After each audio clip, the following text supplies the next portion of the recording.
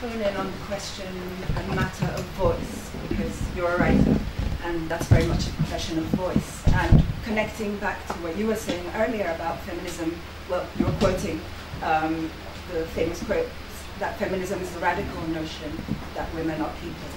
And there's something about voice and the ownership of one, which I think is the ultimate element of being a human, of being a person, and being able to express oneself. And so connecting also back to the previous section of the conversation, where, although I agree with what both of you, or let me say, I understand where you're coming from with the point about humanism not having as much of a temper as feminism perhaps. But I also think that it's very important to understand that, or to question at least, that when you post something by a very famous feminist, explicitly feminist, Simone de Beauvoir, and people say, oh, why not humanism? That is a kind of silencing of voice, because you have chosen to express a feminist point of view, and it's a little bit similar to all lives matter, you know, that people say when we say Black Lives Matter, and those kinds of things. Because of course humanism is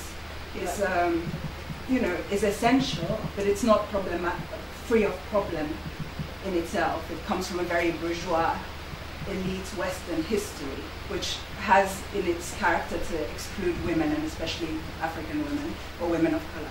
So anyway, going back to voice, I wondered if you could share with us when you go back, when you remember your childhood or teenage years, when do you feel that you developed your voice, Molara's voice? And could you give any examples, perhaps, of challenges in having that voice and ways that you express the kinds of things that you read from people? I think it's always been there. I think it's perhaps, it came from maybe being an avid reader.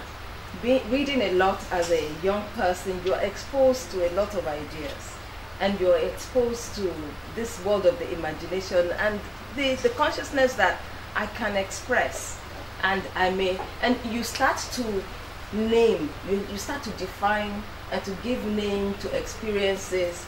You start to, let your eyes roll over a scene once again, so that you can memorize it and think, where do I stand in relation to this thing? So I think that's always been there, and it just got sharper, I suppose, as I got along.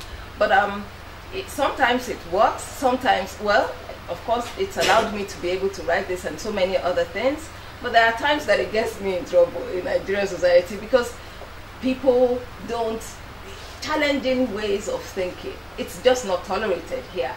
It's not tolerated, and there are times when you find yourself really in hot water, and it's not pleasant.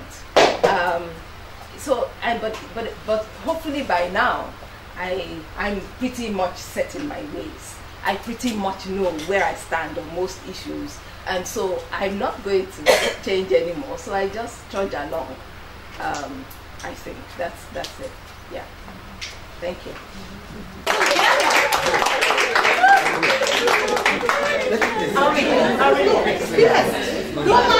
But we ran out of time, but we will have more time to discuss, because there is a cocktail outside, so we will have more time to discuss. Thank you. I just would like to say that it was a great debate, and I really want to thank all of you, and also the public, because it was a really big discussion between the panelists and you, so thank you very much for coming.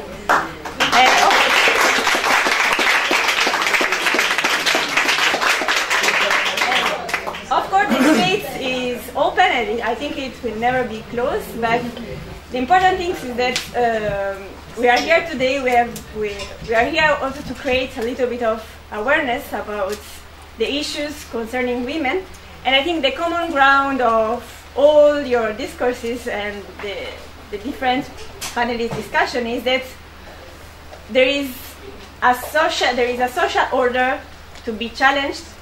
There is a social order to be thought, or if you don't want to use this verb, to be questioned.